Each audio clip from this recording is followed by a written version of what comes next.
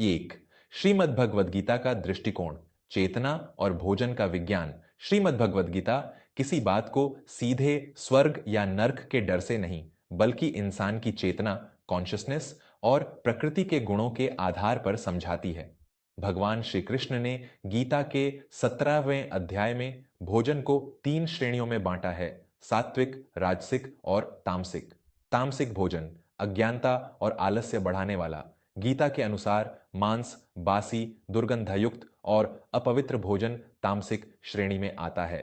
श्री कृष्ण कहते हैं कि ऐसा भोजन करने वाले व्यक्ति में क्रोध, आलस्य, क्रूरता और अज्ञानता, अंधकार बढ़ती है। यह आध्यात्मिक उन्नति में सबसे बड़ी बाधा है। अहिंसा का मार्ग। गीता अहिंसा परमो धर्म के सिद्धांत पर चलती है। किसी भी जीव की हत्या करके अपनी जीभ का स्वाद बढ़ाना अहिंसा के विरुद्ध है।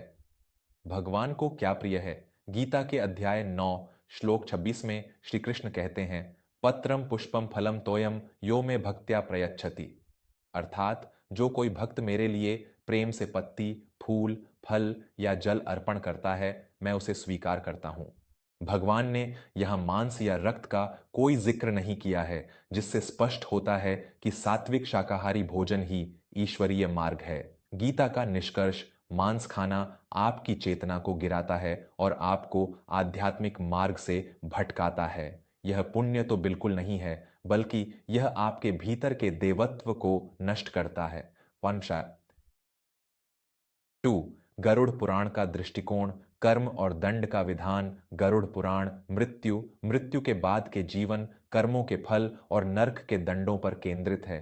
यह ग्रंथ मांसाहार को सीधे तौर पर एक घोर पाप घोषित करता है और इसके गंभीर परिणामों की चेतावनी देता है। जीव हत्या का भयंकर पाप। गरुड़ पुराण में स्पष्ट लिखा है कि जो व्यक्ति केवल अपनी जीभ के स्वाद, इंद्रिय सुख के लिए किसी निर्दोष मूक जानवर की हत्या करता है या उसका मांस खाता है, वह महापापी है। नर्क की यातनाएं। गरुड़ पुराण में वर्णित नरकों जैसे कुंभीपाक नर्क में उन लोगों के लिए भयंकर सजा का प्रावधान बताया गया है जो जानवरों को काटते, पकाते और खाते हैं। कर्म का कड़ा नियम। इस पुराण के अनुसार कर्म का चक्र बहुत सटीक है। जो जीव आज आपके स्वाद के लिए कट रहा है, कर्मों के बंधन के कारण अगले जन्मों में आपको भी उसी पीड़ा से गुजरना पड़ेगा। गरुड़ पुराण कहता है कि मांस बेचने वाला, उसे खरीदने वाला, उसे पकाने वाला और उसे खाने वाला, ये चारों समान रूप से पाप के भागीदार होते हैं। गरुड़ पुराण का निष्कर्ष, मांस खाना एक अत्यंत गंभीर पाप है, जिसके लिए व्यक्ति को मृत्यु के बाद कठोर यातनाएं सहनी पड़ती हैं और उसकी आत्मा को शांति नहीं मिलती। दोनों में मुख्य अंतर, द वीएस एस्पेक्ट। आधार, श्रीमद् भगवद गीता, गरुड़ पुराण दृष्टिकोण, अप्रोच, मनोवैज्ञानिक और आध्यात्मिक, साइकोलॉजिकल एंड स्पिरिचुअल, कर्म और दंड आधारित, कार्मा एंड पनिशमेंट। मुख्य कारण, यह तामसिक है, बुद्धि को भ्रष्ट करता है और ध्यान भंग करता है। यह क्रूरता है और इसके लिए मृत्यु के बाद भयंकर दंड मिलता है। पाप या पुण्य। इसे चेतना को नीचे गिराने वाला पाप कर्म माना गया है। इसे सीधे तौर पर घोर पाप और नर्क का द्वार बताया गया है।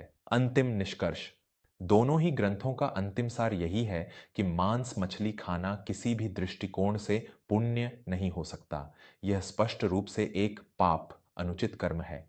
गीता आपको यह समझाकर रोकती है कि यह आपके मन और आत्मा को मैला करेगा, जबकि गरुड़ पुराण आपको यह चेतावनी देकर रोकता है कि कर्मों का हिसाब बहुत क्रूर होता है।